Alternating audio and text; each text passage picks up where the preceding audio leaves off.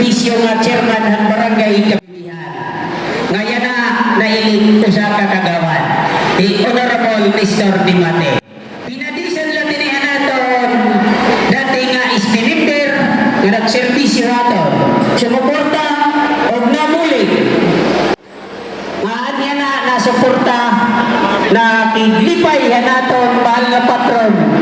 Kay may nasuporta gadiyahan natin barangay Mrs. Malin